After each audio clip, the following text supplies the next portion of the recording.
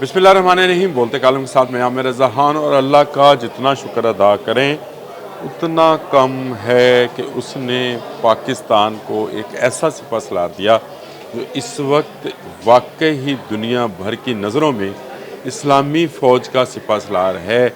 और ये बात मैं नहीं कह रहा, हमारा दुश्मन पुकार पुकार कर, चीख पुकार करके कह रहा है।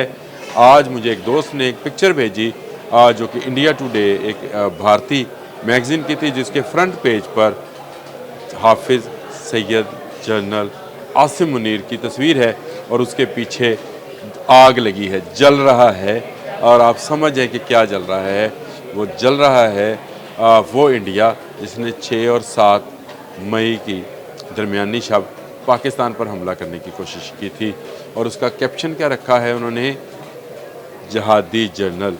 अल्लाह का लाख लाख एहसान है कि बहुत लंबे अरसे के बाद, मैं तो ये कहता हूँ 1200 साल के बाद, इस्लामी दुनिया को एक ऐसा शख्स मिला जिसके सीने में कुरान है, जिसकी ज़ुबान पर कुरान है, जो हर वक्त पढ़ता रहता है और जिसने अपनी हर तकरीर में कुरानी आयात का हवाला दिया। और उसने कहा कि 2 कौमी नज़रिया आज भी ज़िंदा है। ये बात हम भूल चुके थे पिछले 40-50 साल में, इसका ज़िक्र हमें कहीं नहीं मिला था। और उसने कहा कि हमें अपने दिफा में जिहाद करना है। इस पर उन्होंने उसको जहादी जनरल लिखा। हाँ, उन्होंने अपने एंगल के साथ लिखा, बहुत सारी चीज़ें उनकी अपने एंगल्स की होंगी। बात ठीक लिखी उन्होंने कि इस वक्त इस्लामी दुनिया में अगर कोई जनरल ऐसा है जो कुफर के ख़िलाफ़, जुल्म के ख़िलाफ़, बर्बरियत के ख़िलाफ़, नाइंसाफ़ी के ख़िलाफ़ जिहाद कर सकता है तो वो हाफिज़ सैयद जनरल आसिम मुनीर हैं, जिन्होंने साबित कर दिया कि वो पाकिस्तान का नहीं, पूरी इस्लामी दुनिया का दिफा करना चाहते हैं। वो पूरी इस्लामी दुनिया को साथ लेकर चलना चाहते हैं। और वो वक्त दूर नहीं जब इस्लामी ममालिक एक के बाद एक जो हैं वो पाकिस्तान के ब्लॉक में शामिल होते चले जाएंगे। क्या तुर्की, क्या अज़रबैजान, क्या बांग्लादेश, ये मुसलमान मुल्क हैं जो पाकिस्तान के ब्लॉक में शामिल होने को बेकरार हैं। लेकिन इनके अलावा भी बहुत सारे मुल्क हैं और एक ही सिपह सलार सबको नज़र आ रहा है। मैं कल एक दोस्त की पोस्ट थी जिसने लिखा कि एक अरब ने कमेंट्स किए थे कि शुक्र है हमने गज़ा में खून बहता देखा, इराक़ में हमने इंसानी गोश्त के लोथरे और चीतरे उड़ते देखे, हमने कहाँ कहाँ मुसलमानों को अब मार पड़ते नहीं देखी। पहली मर्तबा है कि किसी मुल्क ने कुफर का जवाब दिया और ऐसा जवाब दिया कि वह बरसों याद रखेंगे। आपने बिल्कुल ठीक लिखा, ये सिर्फ इंडिया टुडे ने नहीं लिखा बल्कि द इकनॉमिक टाइम्स ने भी उनको जहादी जनरल का खिताब लक़ब दिया है।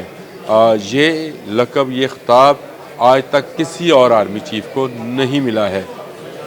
जब से हमारी खिलाफत ख़त्म हुई उसके बाद से हमारे सिपह सलारान को आर्मी चीफ़ तो कहा जाता रहा। बहुत सारों ने बहुत सारे खिताबात लेने की कोशिश की।